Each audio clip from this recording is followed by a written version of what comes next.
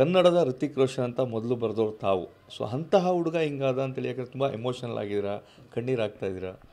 ಭಾಳ ನೋವಾಗುತ್ತೆ. ಯಾಕೆಂತಂದರೆ ಅವನು ನನಗೆ ಏನು ನಮ್ಮ ಒಂದು ಪತ್ರಕರ್ತನಾಗಿ ನಾನೊಂದು ಏನೋ ಮುಂದೆ ಒಳ್ಳೇದು ಬೆಳೆಸ್ತೇವೆ. ನಾವು ಬಿಳಿಯ ಹುಡುಗರು ನೋಡ್ಕೊಂಡ್ರೆ ನಮ್ಗೆ ಕೊಡೋಕೆ ಖುಷಿಯಾಗುತ್ತೆ, ಕೆಟ್ಟರೆ ನಮ್ಗೆ ನೋಡೋಕ್ಕಾಗಲ್ಲ. ಎಲ್ಲ ಒಳ್ಳೆ ರೀತಿಯಲ್ಲಿ ಓದ, ಯಾವ ರೀತಿ ಓದ ಅಂತಂದರೆ ನಿರೀಕ್ಷೆ ಮೀರಿ ಓದ. ಆದರೆ ನನ್ನ ನಿರೀಕ್ಷೆ ಏನಿತ್ತು ಅಂತಂದರೆ ಅವನು ಇನ್ನೂ ಮಲ್ಟಿ ಲ್ಯಾಂಗ್ವೇಜಲ್ಲಿ ಇಡೀ ಇಂಡಿಯಾದಲ್ಲೇ ಅವ್ನು ಬಾಲಿವುಡ್ಡು ಆ ರೀತಿ ರೇಂಜಲ್ಲಿ ಬೆಳಿಬೇಕಾಗಿತ್ತು.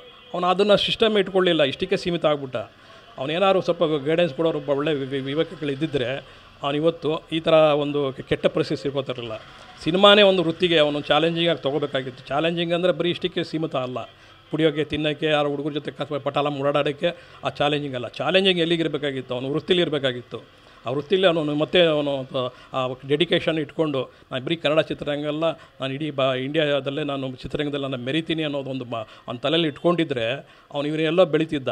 ಈ ಥರ ಈ ಪೋಲಿ ಪಟಾಲಂ ಕಟ್ಕೊಂಡು ಕುಡ್ಕೊಂಡು ಈ ಥರ ಪುರೇಣಕ ಸ್ವಾಮಿ ಥರ ಪಾಪ ಹತ್ಯೆ ಮಾಡಿ ಪಾಪ ಅವನಿಗೆ ಈ ಥರ ದುರಂತ ಪರಿಸ್ಥಿತಿ ಅವ್ನು ತೊಗೋತಾ ಇರಲಿಲ್ಲ. ಕನ್ನಡದ ಋತಿಕ್ ರೋಷನ್ ಅಂತ ಮೊದಲು ಬರೆದವ್ರು ತಾವು. ಸೊ ಅಂತಹ ಹುಡುಗ ಹಿಂಗಾದ ಅಂತೇಳಿ ಯಾಕಂದರೆ ತುಂಬ ಎಮೋಷನಲ್ ಆಗಿದ್ದೀರಾ, ಕಣ್ಣೀರು ಆಗ್ತಾ ಇದ್ದೀರಾ?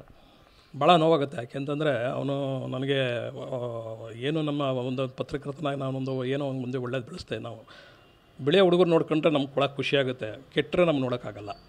ಎಲ್ಲ ಒಳ್ಳೆ ರೀತಿಯಲ್ಲಿ ಓದ, ಯಾವ ರೀತಿ ಓದ ಅಂತಂದರೆ ನಿರೀಕ್ಷೆ ಮೀರಿ ಓದ. ಆದರೆ ನನ್ನ ನಿರೀಕ್ಷೆ ಏನಿತ್ತು ಅಂತಂದರೆ ಅವನು ಇನ್ನೂ ಮಲ್ಟಿ ಲ್ಯಾಂಗ್ವೇಜಲ್ಲಿ ಇಡೀ ಇಂಡಿಯಾದಲ್ಲೇ ಅವ್ನು ಬಾಲಿವುಡ್ಡು ಆ ರೀತಿ ರೇಂಜಲ್ಲಿ ಬೆಳಿಬೇಕಾಗಿತ್ತು. ಅವನು ಅದನ್ನು ಸಿಸ್ಟಮ್ ಇಟ್ಕೊಳ್ಳಿಲ್ಲ, ಇಷ್ಟಕ್ಕೆ ಸೀಮಿತ ಆಗ್ಬಿಟ್ಟ. ಅವನೇನಾದ್ರು ಸ್ವಲ್ಪ ಗೈಡೆನ್ಸ್ ಕೊಡೋರು ಒಬ್ಬ ಒಳ್ಳೆ ವಿವೇಕಗಳಿದ್ದಿದ್ದರೆ ಅವನಿವತ್ತು ಈ ಥರ ಒಂದು ಕೆಟ್ಟ ಪರಿಸ್ಥಿತಿ ಸಿಗೋತಿರಲಿಲ್ಲ.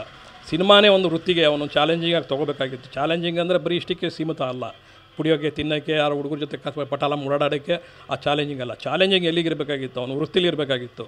ಆ ವೃತ್ತಿಲಿ ಅವನು ಮತ್ತೆ ಅವನು ಆ ಡೆಡಿಕೇಶನ್ ಇಟ್ಕೊಂಡು ನಾನು ಬರೀ ಕನ್ನಡ ಚಿತ್ರರಂಗಲ್ಲ, ನಾನು ಇಡೀ ಇಂಡಿಯಾದಲ್ಲೇ ನಾನು ಚಿತ್ರರಂಗದಲ್ಲಿ ನಾನು ಮೆರಿತೀನಿ ಅನ್ನೋದು ಒಂದು ಅವ್ನ ತಲೆಯಲ್ಲಿ ಇಟ್ಕೊಂಡಿದ್ರೆ ಅವನು ಇವನ್ನೆಲ್ಲ ಬೆಳೀತಿದ್ದ. ಈ ಥರ ಈ ಪೋಲಿ ಪಟಾಲಂ ಕಟ್ಕೊಂಡು ಕುಡ್ಕೊಂಡು ಈ ಥರ ಪುರೇಣಕ ಸ್ವಾಮಿ ಥರ ಪಾಪ ಹತ್ಯೆ ಮಾಡಿ ಪಾಪ ಅವನಿಗೆ ಈ ಥರ ದುರಂತ ಪರಿಸ್ಥಿತಿ ಅವ್ನು ತೊಗೋತಾ ಇರಲಿಲ್ಲ.